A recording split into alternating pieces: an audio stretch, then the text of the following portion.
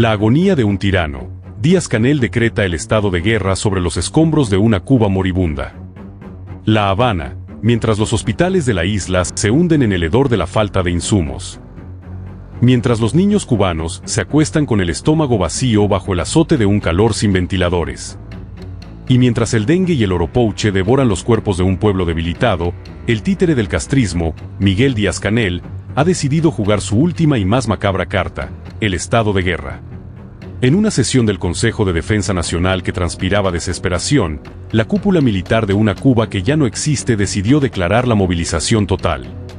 No es una defensa de la patria, es la defensa de un búnker.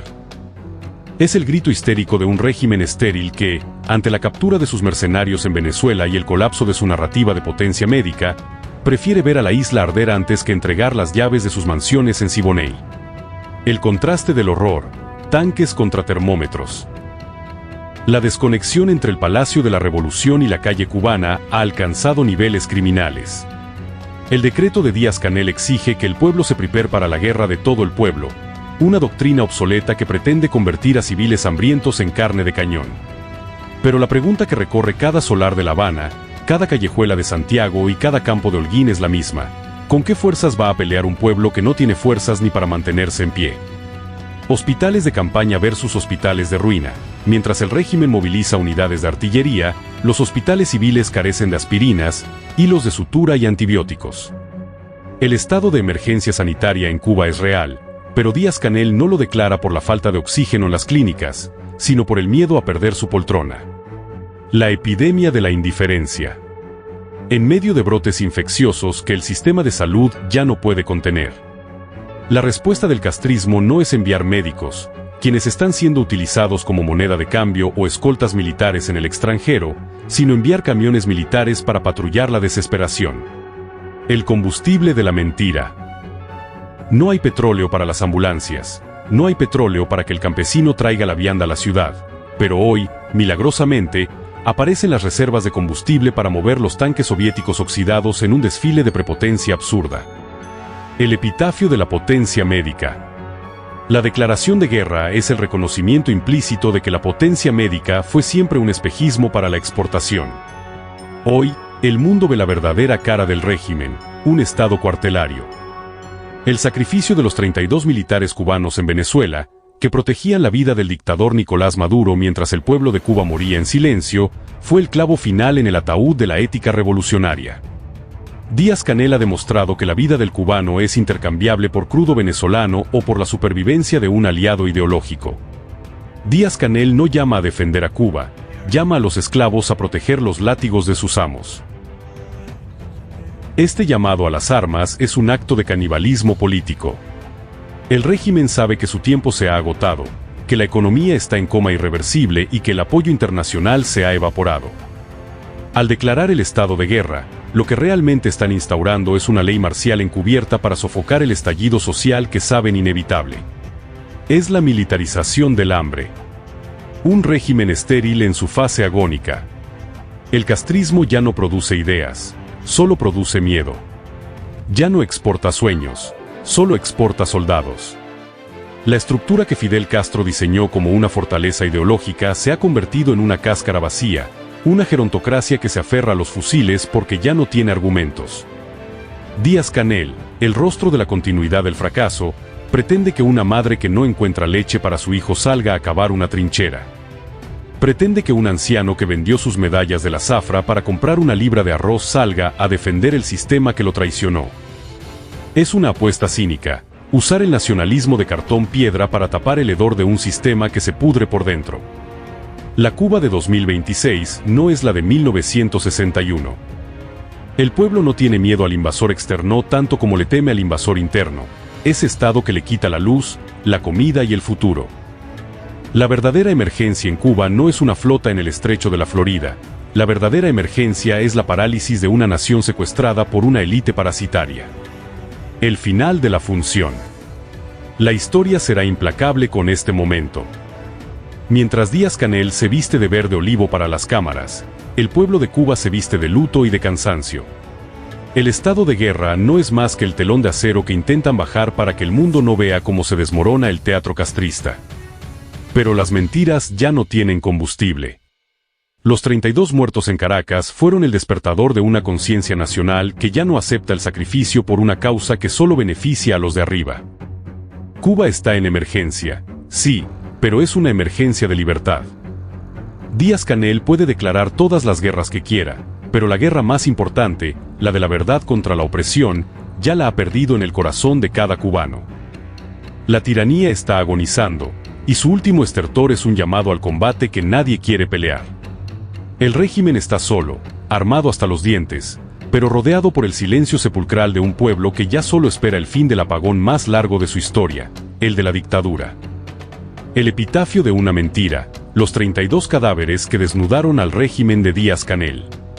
La Habana, Miami, durante décadas, el aparato de propaganda del Palacio de la Revolución se sostuvo sobre un pilar que juraban de acero: en Venezuela no hay tropas cubanas.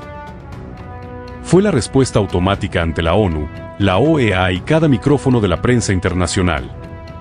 Pero el 3 de enero de 2026, bajo el fuego de una operación militar estadounidense en Caracas, ese pilar se fundió, dejando al descubierto una realidad que el régimen ya no puede ocultar tras consignas desgastadas. El regreso de 32 féretros a suelo cubano esta semana no solo representa una tragedia humana, es la prueba física, irrefutable y sangrienta de que Miguel Díaz-Canel le ha mentido al mundo y a su propio pueblo. La narrativa de la colaboración civil ha muerto en las cercanías de Miraflores, y con ella, la poca credibilidad que le quedaba a la cúpula castrista. La anatomía del engaño, de la bata blanca al uniforme de combate. Desde que Hugo Chávez y Fidel Castro sellaron su alianza, La Habana insistió en que sus decenas de miles de ciudadanos en Venezuela eran médicos, maestros y entrenadores deportivos.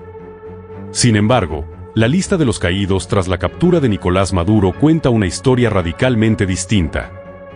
Entre los 32 fallecidos confirmados se encuentran coroneles, mayores y capitanes de las Fuerzas Armadas Revolucionarias y del Ministerio del Interior. No eran enfermeros, eran especialistas en contrainteligencia y protección de altos dignatarios. El derrumbe de la cronología oficial. 2019 a 2025, Díaz-Canel califica de calumnias del imperio cualquier mención a presencia militar cubana en Venezuela. 3 de enero de 2026, tropas de EEU ejecutan una operación de extracción de Maduro. Se reportan combates intensos en el anillo de seguridad más próximo al dictador. 4 de enero de 2026, en un giro humillante, el gobierno cubano admite la muerte de los 32 efectivos, intentando ahora disfrazar el intervencionismo de heroísmo solidario. La mentira es la base de su política, pero la sangre es un rastro que no se puede borrar con un comunicado del MINREX, señala un analista de seguridad regional. Los rostros de la verdad incómoda. El régimen ha intentado canonizar a los fallecidos para desviar la atención del hecho de que estaban allí ilegalmente. Pero la identidad de los altos oficiales caídos es reveladora. ¿Qué hacía un coronel del MININT con décadas de experiencia en tácticas represivas colaborando en Caracas? La respuesta es obvia: Cuba no exportaba salud, exportaba supervivencia dictatorial. Al aceptar el pago en petróleo venezolano a cambio de vidas militares, el régimen actuó como una empresa de mercenarios, no como una nación solidaria. Han convertido a los hijos de familias cubanas en la guardia pretoriana de un régimen extranjero. El estado de guerra, el último refugio de un mentiroso. Para tapar el escándalo de haber enviado a cubanos a morir en una guerra ajena, el Consejo de Defensa Nacional ha sesionado hoy, 18 de enero, para declarar formalmente el paso al estado de guerra. Es la táctica clásica de la distracción: crear un enemigo externo para evitar que el pueblo pregunte por qué sus soldados estaban protegiendo a un dictador en Venezuela mientras en la isla falta el pan y la electricidad. ¿Por qué esta movilización es un acto de desesperación? Soberanía hipócrita. Cuba invoca la soberanía para defenderse de Washington, mientras violaba flagrantemente la soberanía de Venezuela al dirigir sus servicios de inteligencia. El silencio forzado, los entierros en los panteones de los caídos se realizan bajo estricto control militar, temiendo que el dolor de las familias se transforme en una chispa de protesta contra una guerra en la que nunca se les consultó participar. La quiebra económica.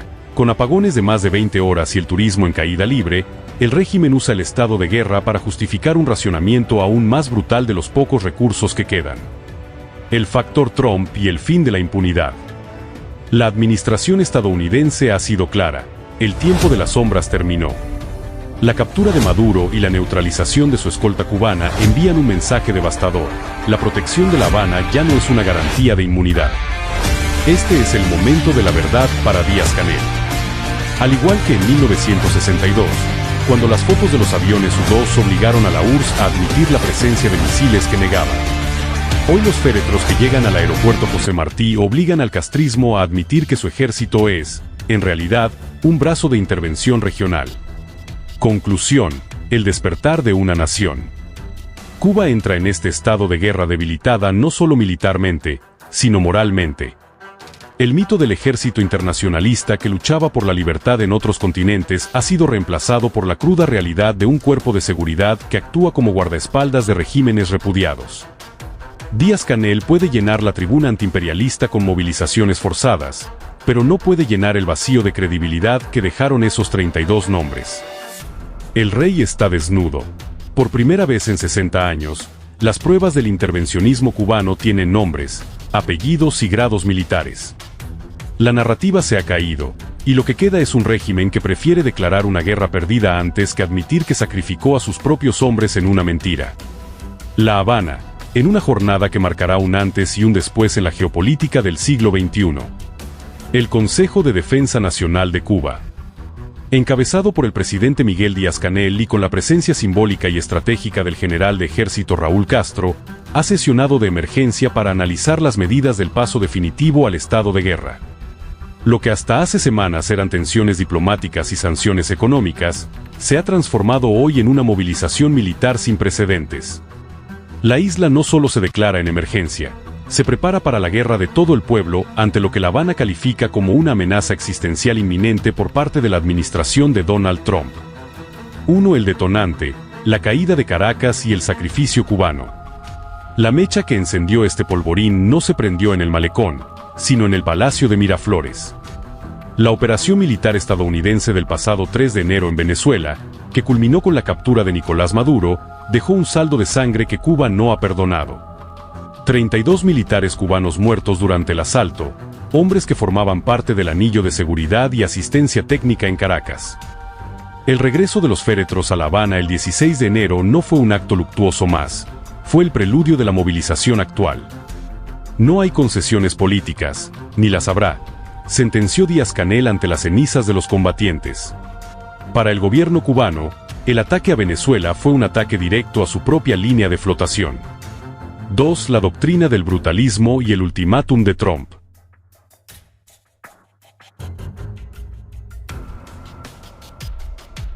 Desde Washington, la retórica ha escalado hacia lo que analistas internacionales llaman la doctrina del brutalismo. Donald Trump, tras el éxito de su operación en Venezuela, ha puesto la mira en la isla, emitiendo una advertencia clara: lleguen a un acuerdo o enfrenten las consecuencias. El asfixiante cerco económico de 2026.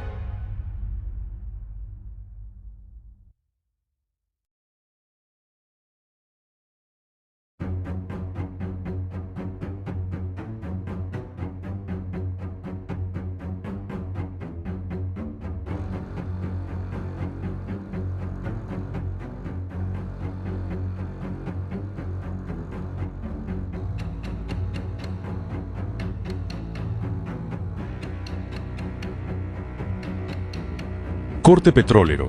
La suspensión total del envío de crudo venezolano bajo control estadounidense ha dejado a Cuba en una oscuridad técnica casi absoluta. Suspensión de remesas y vuelos. Las nuevas restricciones han aislado financieramente a las familias cubanas en un intento de forzar un estallido social. Ayuda condicionada. Washington ha enviado vuelos con ayuda humanitaria por el huracán Melissa, pero exigiendo que se entregue sin intervención del Estado, un gesto que el MINREX ha calificado de manipulación política oportunista. 3. Dentro del Consejo de Guerra, la estrategia defensiva. La reunión del Consejo de Defensa Nacional de este domingo no fue un ejercicio de rutina. Se han activado protocolos que no se veían desde la crisis de los misiles en 1962. Si llegáramos a ser agredidos, pelearíamos con fiereza idéntica a las que nos legaron varias generaciones, declaró el Ejecutivo cubano. Puntos clave de la movilización. Guerra de todo el pueblo. activación de las milicias de tropas territoriales y las brigadas de producción y defensa. Se ordena que cada ciudadano tenga un lugar, un arma y una misión. Sábados de preparación. Se ha decretado la preparación militar obligatoria todos los sábados para la población civil. Economía de guerra. Ante la falta de petróleo y el bloqueo total, el país entra en un régimen estricto de racionamiento de energía y recursos, priorizando exclusivamente la defensa nacional y la salud. 4. El factor ruso y el multilateralismo herido. Cuba no está sola en el tablero, pero sus alianzas están bajo fuego. Rusia ha prometido incrementar su presencia industrial y técnica en la isla, incluyendo el ensamblaje de vehículos UAZ, pero la pregunta es si Moscú podrá o querrá intervenir militarmente en un conflicto a 90 millas de Florida mientras mantiene sus propios frentes abiertos. En las Naciones Unidas, el embajador Ernesto Soberón Guzmán ha denunciado que Estados Unidos busca imponer la ley de la selva. Sin embargo, con el Consejo de Seguridad bloqueado por el veto y la agresividad renovada de la Casa Blanca, La Habana parece haber llegado a la conclusión de que la diplomacia ha agotado su oxígeno. 5. El sentir de la calle, entre el miedo y la soberanía. En las calles de La Habana, el ambiente es una mezcla de estoicismo revolucionario y ansiedad profunda. Mientras las figuras oficiales como Aleida Guevara advierten a que entrar pueden, pero salir será muy difícil, el ciudadano común se enfrenta a una realidad brutal. Apagones prolongados. Escasez crítica de alimentos. El temor real de que los bombardeos vistos en Caracas se repitan sobre Santiago o La Habana. Conclusión: ¿hacia una confrontación inevitable? El estado de emergencia declarado por el Consejo de Guerra no es un farol. Es la respuesta de un sistema que se siente acorralado y que, históricamente, ha respondido al asedio con la radicalización. El mundo observa con aliento contenido. Si la administración Trump decide pasar del cerco económico a la incursión directa, el Caribe podría convertirse en el escenario de un conflicto que desestabilizaría a todo el hemisferio. Por ahora, los cañones están listos, las trincheras cavadas y el discurso de patria o muerte ha recuperado una literalidad aterradora. ¿Es posible aún el diálogo? Díaz-Canel insiste en que solo hablarán en igualdad de condiciones, algo que Washington parece haber borrado de su diccionario para 2026. La moneda está en el aire, y el ruido de sables nunca ha sonado tan fuerte.